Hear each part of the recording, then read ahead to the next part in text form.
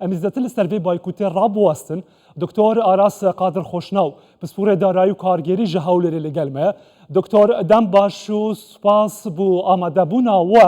دسپیک دخوازم بزانم هون هم وک ولاتیک هم وک پسپورک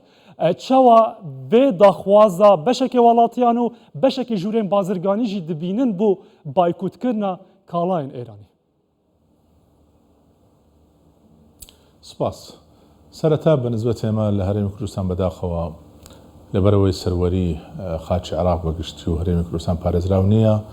ناتوانێت وەکەوەی پاکستان کردی وەڵام دەینەوە ئیدی بۆیە تو دەی بەدیلی ئەوە چیە ئێمە شتێکمان هەیە لە زانستی لە ئابووری بەگشتی و لە داراییدا شتێکی پێی دەگوتن میزانی مەدفوعات یاخود ئەوەی پێی ئەمە پێی دەڵێن با بڵێن میزانی تیجاری واتە تەرازوی بازرگانیان تەرازوی پارەدانکردن ئەوە چییە؟ هەر وڵاتێک حسابێک دەکرێت بەوەی کە ئایا ئەو وڵاتە چەندی کاڵا هەناردەی دەرەوە کردیە و چەندیشی هاوردە کردیە واتە جیاوازی لە نێوان ئەوەی بڵێن سادیرات لەگەڵ واریداتی هەر وڵاتێک سادیراتی زیاتر بێ لە واریداتی با بڵێن قدرەت و قیمەتی عملەکەی بەرزتر دەبێت باشتر دەبێتن بۆچی؟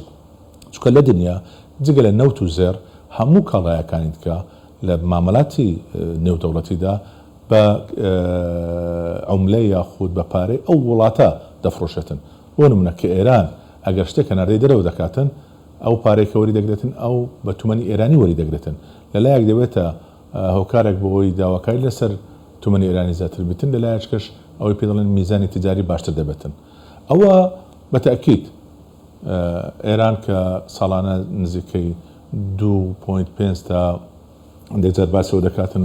نزیکەی 3 میلیارد دلار بەس تەبادل و تیجاری لەگەڵ کوردستان هەیە ساڵانە بەلای کەم لە کاڵا ڕۆژانەکان ڕقمێکی گەورەیە بۆ ئێران لە کاریگەری دەبێتن لەسەر میزانی تیجاری ئێران بەڵام ئەمە دەبێت ئەو قسە بەس بە عاتیفە نەکەین بۆ ماوەیەک لەوانە وابێتن ئایا مقابلی ئەوە ئێمە چمان هەیە بستە ئێران دوو بەدیلی ئەوانە هەن ئەوە تەسنیف دەکرێن پۆڵەن دەکرێن بەڵێ بەشێک زۆر لەو ماوانەی کە تازەوانی هەوڵاتیان باسییان کرد بله نوتو شش صادی او برهمین ج ایرانتن تفگرا بازرگانیدن نوتو شش ج ایرانتن کمتر ام دشینین دما کمتر ام دشینین ضرر بر ایران دکه و مازنتره دبر دمکا دیاری کری ده اموی ضرری ببینین ایران ضرری جه ببینه او بەتاکیت ئەوە گەر بەردەوام بێتمەک باسمان کرد ئەو بڕە پارەیە کە نزیکەی ساڵانە تا 3 میلیارد دلارە ئەوە ئەگەر دەکوێت باسی منعی متجات دەکەیت مقاطعات چەند نوعێکی هەیە مقاطعی کولی هەیە هەموو بەرهەمەکانی مقاطعی جزئی هەیە بەشێک لە بەرهەمەکانیتی ئاجا کام جۆر دەبێتن ئەمە دەبێت تۆزێک لەوە بە حەزەر بنەوەی ئێستا لە ژووری بازرگانی و خەڵک دەڵێتن لەوانەیە کاڵاکانی ڕۆژانە ئەوەی خۆراک و ماست و ئەوەی نشینەمەنی ئاوە دەتوانێت زۆر بە ئاسانی بەدیل هەیە لە هەرێمی کوردستان ئەوانێت کەشتا ڕادەیەک هەیە بەڵام ئایا ئەویت کە بەدیلەکانی چۆن دەبێتن بەگشتی ئەگەر ڕای من بێتن وەک شەخص من پاش وەک هەرچنە بێتن بۆ هەڵوێز دەربڕینێک و ناڕازایەتی دەربڕینێک و بۆ ئەوەی بزانن کە ئەگەر ئێمە توانای جوابدانەوەشمان نەبێتن وەک سەربازی بەڵام وەک ئیرادەی ملەتێک ئێمە هەرچنە بێتن ئێمە کاڵای ئەوە بەکارناین کە سوێ ڕۆژ وەک یەک لە ئەو هاوڵاتانە باسی کرد وەزان بە عەرەبیش قسەی کرد بوو کە دەڵێتن ئەو پارەی کە ئێمە دەیدەین بە کاڵاکانی گۆ سوێ ڕۆژەوە دەکەنە چەک و بەردومانی وڵاتمی پێ دەکەن ئەو تەئسیرە دەبێتن ئەو تەئسیرە ڕۆژ بە ڕۆژ زیاتریش دەبێت مقاطعەکە بەردەوام بێتن ئێمە دەبێت لەلایەکە بەدیل ئێستا لە کوردستان دەتوانین بەران تا ڕادەیەکی زۆر بۆیە ژەگە سیرکردن لە سەرەتای کابینەی نۆ و پێشترێش زۆر گرنگی بۆ دەدرا کە بەرهەمی ناوەخۆیی هەبێتن بەرهەمی ناوەخۆیی کە باسی ئەوە دەکەین ئەمنی غیزایی وڵات ئەمنی غیزایی چێ لە حالەتێکی وە کە ئەتو ئەگەر بارودۆخێک نەخوازراوی شەبێتن لەگە دەوروبەرت ئەگەر توانای بەرهەمهێنانی ناوەخۆت هەبێتن تو زۆر دەتوانین لەو کاتەدا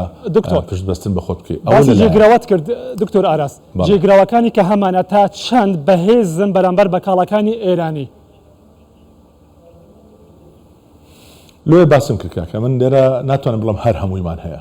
باڵێ لە خواردەمەنی هەمانە لە کاڵایەکانی ڕۆژانە هەمانە لە شیرنەمەنی هەمانە بەڵام لەوانەیە لە هەندێک بابەتیکە نەمان بێت لە ئێستا لە چمەندۆ هەمانە لە ئاسن هەمانە لە زۆر بابەتی تکەی کە بەکاردی ڕۆژانە من دەتوانم بڵێم ئەگەر چنە بێتن ئەوڕۆ لە هەرێمی کوردستان هەتا زیاتر لە 170 ئەو بەرهەمانەی لە ئێران دێتن دەتوانین احتمال لەسەر بەرهەمی ناوخۆی خۆمان بکەین ئەمە دەمێت ئەو بابەتە مەبەستم بۆ ڕەبتی بکەم بە چ من دەمێکە ساڵێک زیاترە باسی خاڵێک دەکەم ئەویش بابەتی مەسەلەی نرخی دینار و دۆلارە من قەناعەتی مطلقی خۆم وا وەک پسپۆڕێک کە ئەو بابەتە کە دووبارە با بڵێن بەرزکردنەوە نرخی دینار یاخود نزمکردنەوە نرخی دۆلار ئەگەر بڕیارەکە بەناو لە عێراق دەرچوو بەڵام لە پشتەوە لە زۆر لەگەڵ ئێوە ژۆزان باسم کردە پێم وایە ئێرانە لەبەرچی چونکە کە لە ناوخۆی هەرێمی کوردستان و عێراق بەگشتی نرخی دۆلار بە وەک دەڵێ بە شێواز لە شێوازەکان کە قیمەتی زۆر دەبێتن ئەو کاتە وای لێ دێتن ینی بنەمانایشکە بڵێم ئەگەر دیناری عێراقی مقابلی دۆلار قیمەتی زیاتر بوو ئەو کاتە کولفەی دروستکردنی کەڵە ناوخۆیەکانمان بەرز دەبتەوە توانای منافەسەمان لەگەر ئێران و جیرانەکان نابێتن بەرهەمی وان زۆر هەزارتر ڕادەوەستێتن بەڵام ئەگەر بێت و تەمان ئەو بابەتە تاکید دەکەم ئەوش ڕەبتە بە مۆزوعانەوە ینی ئێمە هەموو جارێکە باسمان دەکرد لەوانەیە لە کورتخایان زەرەر بکەین بەڵام لە مامناوەندی و لە درێژخایان کۆی میلەتی ئێمە قازانج دەکەین ئێستاش لە بابەتی بایکۆتکردن دووبارە دەڵێم ئەو بابەتە لەوانەیە پێویستی ئەگەر بە زانستی دقیق بڵێم دەبێت زیاتر دراست بکەین بڕێن ئایا ئەو کاڵایانە کە دێن بە تەحدید چییە ئەوانەی کە هەنا جۆری کاڵاکان چییە و چەندی لە ناوەخۆ دەتوانین بەرهەم بێنین و چەندی بەدیلی کەی هەیە لە سنوورەکانی کە بینین من باسم کورت ماودا دکتۆر بۆ کورت ماودا دەتوانین چی بکەین وەک بەدیل دۆزینەوەی بەدیل بۆ ئەو کاڵانەی کە هەیە و خەڵک دەیەوێ نەیکڕێتن ئەوە یەکەم شت ئەتمادکردن لەسەر بەرهەمی ناوەخۆ بە تایبەتی لەوانەیە ئیشی ڕۆژ بە ڕۆژ ئەو شێنەمەنی و کاڵە ڕۆژانەکان تەمەن لە وڵاتەکانی تێرەگە سیرکەین زۆر لە وڵاتان دەبین بەرهەمی ناوخۆی خۆیان گرانتریشە لە بەرهەمی دەرەوە ئەمە یەک لە شەکەمان ئەوەیە بەڵام خەڵکێک هەیە دەچیت لە بەشێکی زۆری وڵاتان دەبینی بەرهەمی ناوخۆی خۆی کوالیتەکەی لە ئەوەی کەی کەمتریشە جاری وا هەیە بە سەرعیشی زیاترە خەڵکەکە دەیکرێت ئەوە پێویستم بە هەڵمەتێکی نیشتیمانیش هەیە بەڵاسی ڕۆشنبیری نیشتیمانێکی ئێمە چۆن هەریەکەمان دامی کاڵای خۆمان بکەین بۆی بە ڕۆژێ مەجبوری تەنها کاڵای دەرە نەبین ئەوەشمان پێویستە دەوری ئێوە وەگراگەیان زۆر گرنگ دەبێتەوە کە هانی خەڵک خۆمان بدەن بەرهەمەکانی ناو خۆمان کە بەکاردێنی بەتایبەتی لەو بارودۆخە سەختەی ئابووری کە هەرێمی کوردستان پێدا دەدێت بڕیتن ئەو هەموو پاڵەپۆستەوەی لەسەرە ئەو هەموو نەحەقیل لەگەر دەکرێت لەلایەن بەغداشەوە کە ئستەقاقاتی خەڵکی هەرێمی کوردستان ناندرێتن گرنگە و هەڵمەتێکی گەورەمان هەبێتن بابەتی بەرامبەر ئێرانیش بەڕاستی بە هەر شێوازێک بیتن سەرباری لێگانەکەم بۆ دەمەوێت بڵێم ینی ئێستا کە دەڕێنی هەڵوەستێک بەباکردنی گشتی لەوانەیە هەڵمەتێکی باش بێت بەێ و بەحسا قیمەتا دینار بەرامبەر دولار کردبان بینە سەر قیمەتا تومەنژی دەبێ بایکوتکردنێدا دکارە چ زەرەرێکی ببینە ئەخر ئەوەیە ئەم چم گوت یەک لە کە باسی تەرازووی بازرگانی دەکەین قیمەتی عملەی هەر وڵاتێک بە چ دەردەکەوێتن بەوەی چەند خواستی لەسرە چەند تەڵێب لەسرە خواست کو دروست دەبێت عملەی وڵاتانە چەند صادراتی هەیە چەند بەرهەم دەنێتە دەرێ جگە لە مەسایەک لە اقتصادەکان اقتصادی هەموو استقرارش بتن ئێران ئەگەر بێت و صادراتی بە 3 میلیارد کەم بێتەوە واتە مقابلی 3 میلیارد دلار ساڵانە تەڵەب لەسەر تومەنی ئێرانی کەم دەبتەوە چۆ تاکید دەکەمەوە لە بازرگانی نێودەوڵەتی هەر وڵاتێک بە ئێرانیشەوە کە کاڵا دەنێتە هەرێمی کوردستان بە درای خۆی بە تومەنی ئێرانی دەیفرۆشێتن بۆ ئەگەرە تو 3 میلیارد نەکرێ 3 میلیارد دلار بیکرێت تومان دەکاتە مەبلەغێکی گەلە گەورە